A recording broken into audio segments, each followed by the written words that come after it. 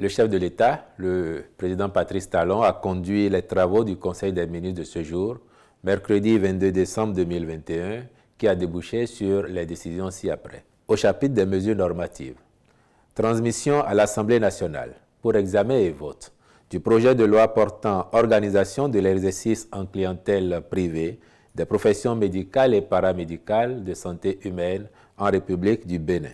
Après plus d'une vingtaine d'années d'application, la loi numéro 97-020 du 17 juin 1997 fixant les conditions d'exercice en clientèle privée des professions médicales et paramédicales nécessite une relecture.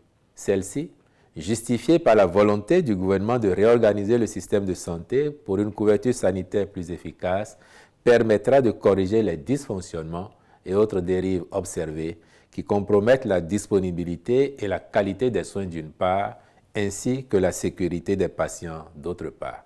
En effet, la pratique quotidienne et les contrôles effectués par endroits révèlent une large disparité de la qualité des soins offerts dans le secteur de la santé et l'expansion de l'exercice illégal de la profession médicale et paramédicale.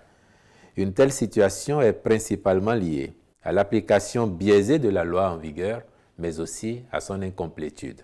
Le présent projet de texte prend donc en compte ces aspects, autant que l'évolution relative à l'ouverture du secteur aux gros investissements, la promotion des établissements sanitaires conformes aux standards internationaux, la responsabilité des acteurs et l'efficience des prestations.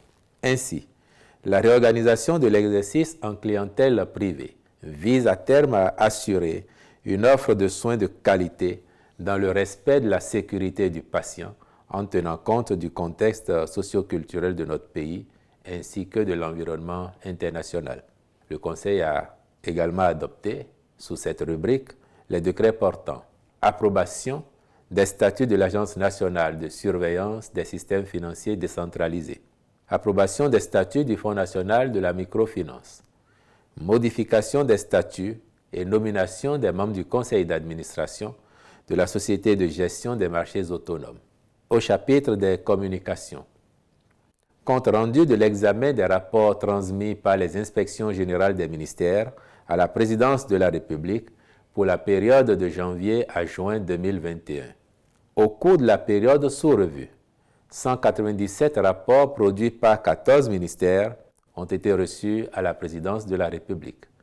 Leur examen a permis de constater des insuffisances relatives notamment à la gestion du patrimoine de l'État, à la performance ainsi qu'à la gestion administrative, financière et comptable des structures contrôlées. Les irrégularités relevées sont, entre autres, le défaut de mise en place de la comptabilité des matières par les directions de l'administration et des finances de certains ministères, l'absence de signature des bénéficiaires de biens sortis des magasins, l'absence d'inventaire des matières dans les lycées et collèges, le manque de fiabilité des fiches de stock, qui sont parfois facilement manipulées par le comptable des matières, cas du projet de reboisement intensif du territoire national par des mesures incitatives, l'existence de dépenses inéligibles et non justifiées dans la plupart des lycées techniques agricoles, le défaut d'exhaustivité du versement des recettes hors budget dans certains ministères, le non-respect de la procédure de rétrocession et de la clé de répartition des recettes générées par les activités des entités sous tutelle, l'utilisation des tickets valeurs à des fins autres que celles des services,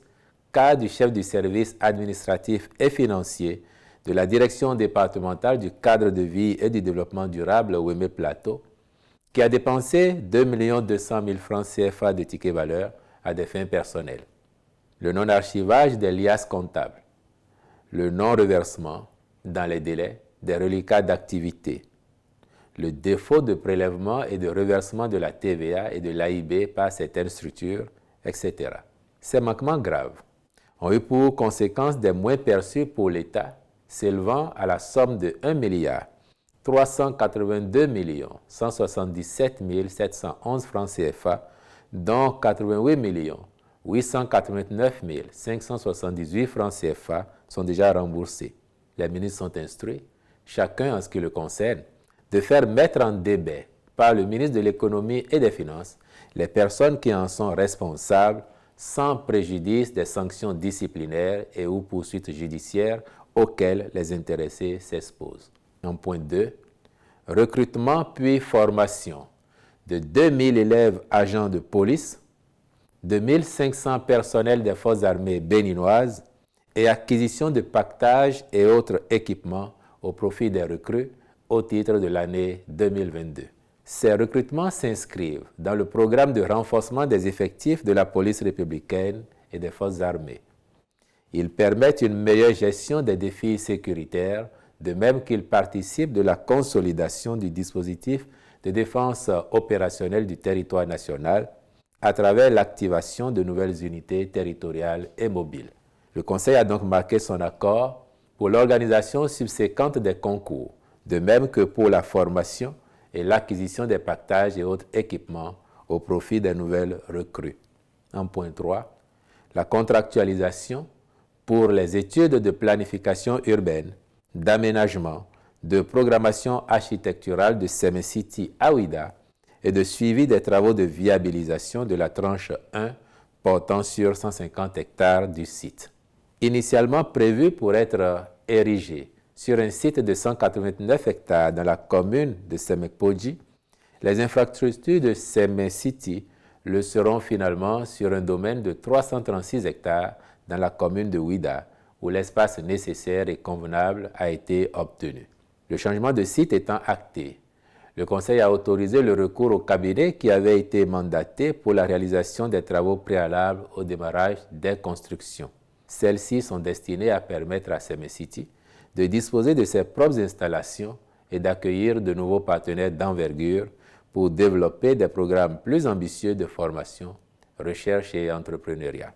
Les principaux points de modification induits par le changement de site qui en découle s'inscrivent dans une logique d'optimisation de la programmation architecturale. Le ministre du Cadre de vie et du Développement durable fera procéder à la signature du contrat actualisé avec le dit cabinet et veillera à sa bonne exécution. Au chapitre des rencontres et manifestations internationales, le Conseil a autorisé l'organisation à Ouida, du 3 au 27 janvier 2022, d'une résidence d'artistes dans le cadre de la première œuvre d'art africaine à lancer dans l'espace. Au chapitre des mesures individuelles, les nominations suivantes ont été prononcées sur proposition des ministres respectifs. Au ministère de l'Enseignement supérieur et de la Recherche scientifique, secrétaire général du ministère, M. Ansek Gomez Koami, directeur général de l'Enseignement supérieur, M. Issaka Abdou Karim Youssao, directeur général de la Recherche scientifique, M. Clément Agbangla, directeur de l'orientation et du suivi de l'enseignement supérieur, M. Kosivi Atikleme, directeur de l'Office du baccalauréat, M. Alphonse Da Silva, directeur du Centre béninois de la recherche scientifique et de l'innovation, M. Marc Chokponhwe T. Podekon, directeur du partenariat et de la promotion de la recherche scientifique et de l'innovation, Madame Hortensia Vicencia Akacha Akapo, directeur des bourses et aides universitaires, M. Offin Lié Ruffin Akio, au ministère du Tourisme, de la Culture et des Arts, directeur du développement du tourisme, Madame Faïzat Kora, conseiller technique juridique, M. Prudence Léonce C. Dahodekou, conseiller technique au tourisme et à l'hôtellerie, M. Christian Pascal Couton, je vous remercie.